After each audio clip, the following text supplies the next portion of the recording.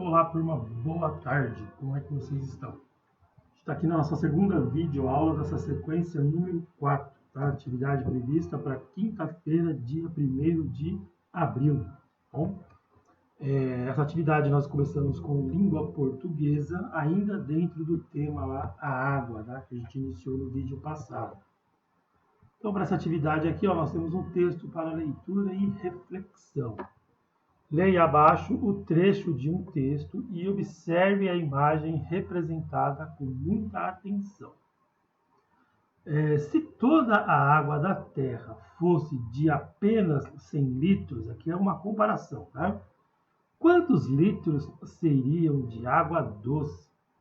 Seriam aproximadamente 2,5 litros apenas.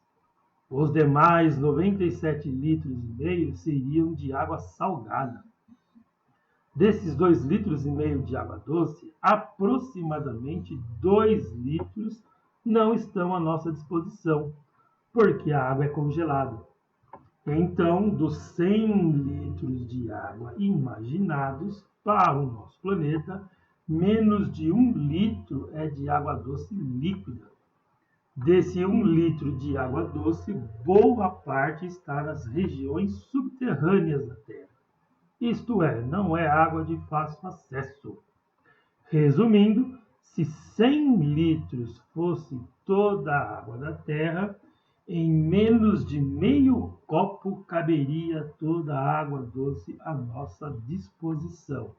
Aqui a gente está trabalhando uma comparação de proporção, tá? Vamos imaginar que fosse 100 litros, tá? A gente pode imaginar que 100 litros fosse 100% da água. Então, se 100% da água do planeta, né, somente 2,5% ou 2,5% seria água doce. E os outros 97% seriam de água salgada. Tá? Então, a gente pode imaginar por porcentagem aqui. E apenas 1 litro, né, dessa água aí, né, ela está boa não, dessa água doce está subterrânea.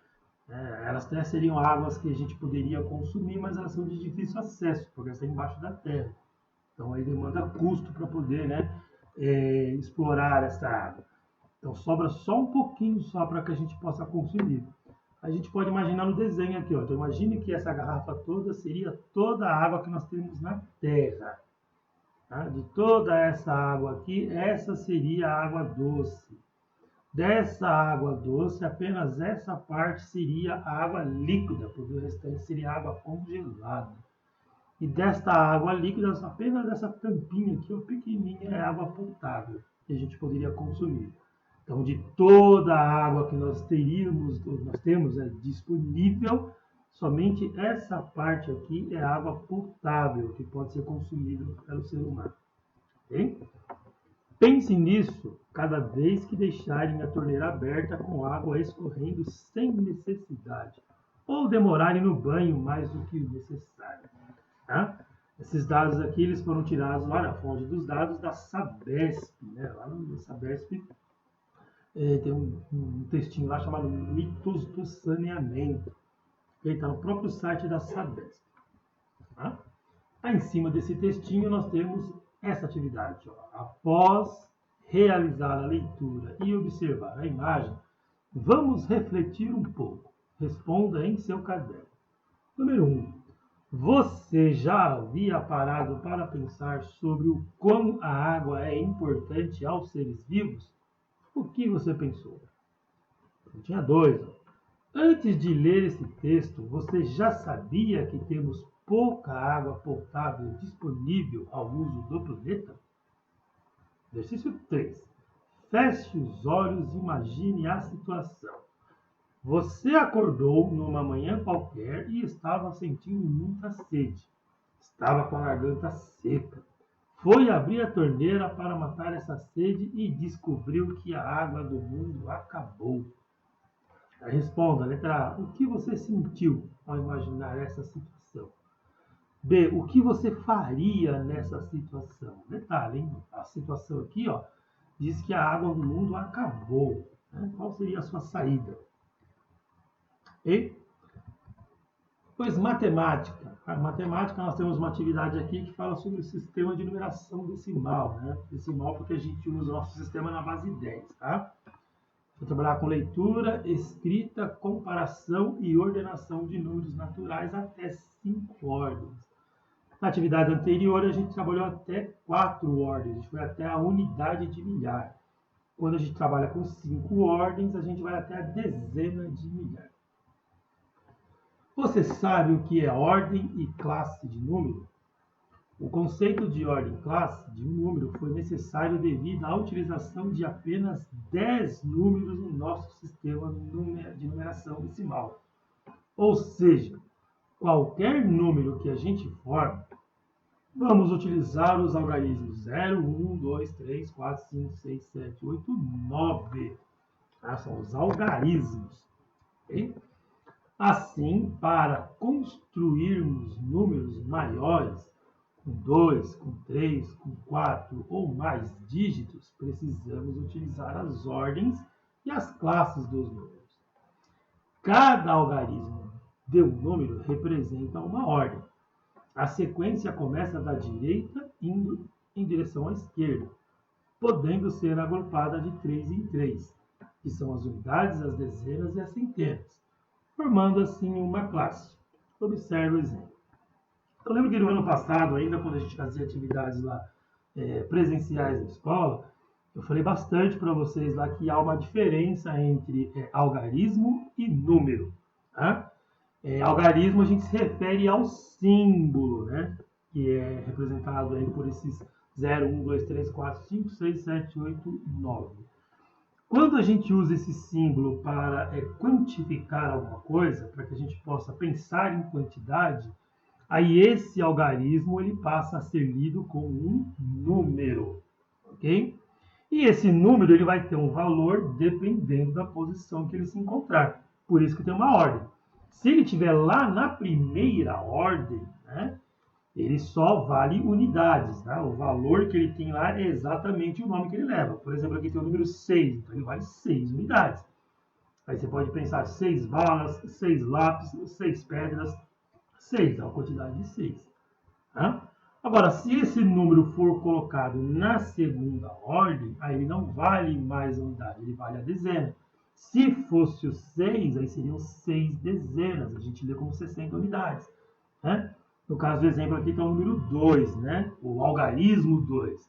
Nesse caso, o algarismo 2 ele não vale 2, ele vale 20, porque ele está na segunda ordem. A segunda ordem já é a dezena. Se o número estiver na terceira ordem, aí ele está na ordem da centena. No caso aqui, a gente colocou 9. Ó. Então, se o 9 está aqui na centena, ele não vale 9, ele vale 900. Então, a partir do momento que eu atribuo um valor para um algarismo, aí eu passo a ler esse algarismo como número. Ok? E essas 3 primeiras ordens, né, unidade, dezena e centena, formou a primeira classe, a classe das unidades. Né? Então, nós temos aqui 6 unidades, 2 dezenas e 9 centenas. 926 unidades seria o número total lido lá. Então, a cada 3 ordens você formou uma classe. Quando você entrar na quarta ordem, você entrou na segunda classe, que é a classe dos milhares, ou apenas classe do milhar. Então, tem a unidade novamente aqui, né? Só que agora é a unidade de milhar. Aqui é a unidade simples. Aqui é a unidade de milhar. Eu tenho 6 novamente. Mas ele não vale 6 como vale aqui. Aqui ele vale 6.000, porque ele está na classe de milhares. Depois a próxima ordem, a quinta ordem, é dezena de novo. Só que é dezena de milhar. Aqui é dezena, né? Dezena de unidades, né? Dezena de unidades simples. Por exemplo, duas dezenas são 20 unidades, né? Eu estou na classe das unidades simples. Aqui não, aqui ele vale dezena de milhar. Então, se eu tenho 4 aqui, como ele é dezena, ele vale 40. E como ele está na segunda classe de milhar, é 40.000. Okay? Então, é assim que funciona. Então, o número total aqui seria 46.926. Então, cada algarismo tem o seu valor de acordo com a ordem que ele se encontra. Tá bom?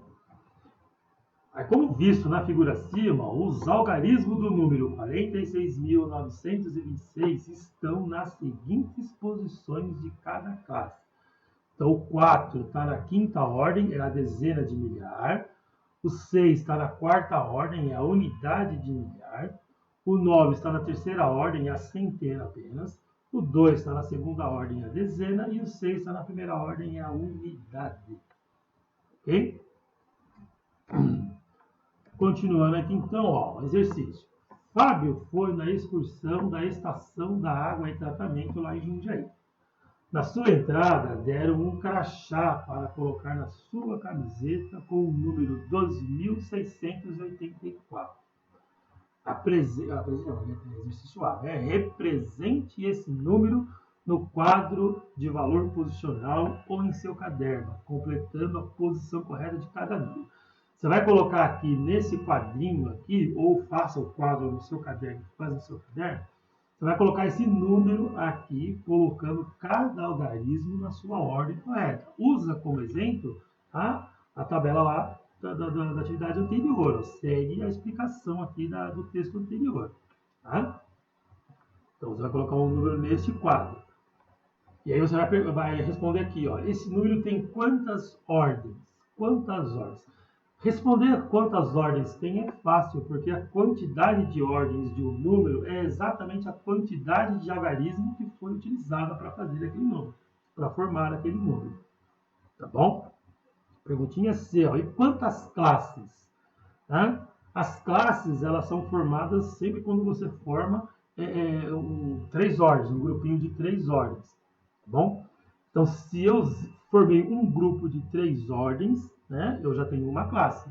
Se eu já estou usando mais um grupinho, mesmo que eu não tenha 3 ordens do segundo grupinho, eu já estou utilizando a segunda classe. Tá? Então, só prestar atenção só. Se você usou aqui mais do que 3 ordens, né, você vai ter pelo menos 2 classes. Né? Você tem que ver quantos grupinhos de 3 você conseguiu formar. Beleza? Exercício D, ó. Complete corretamente de acordo com o valor posicional dos números do crachá de Fábio. Então aqui você vai completar qual é o número que representa a ordem das unidades simples, que é o U lá, né? Depois qual número, qual algarismo, né, representa a ordem da unidade de milhar. Qual representa as dezenas simples, qual representa a dezena de milhar e qual representa as centenas simples. Ok?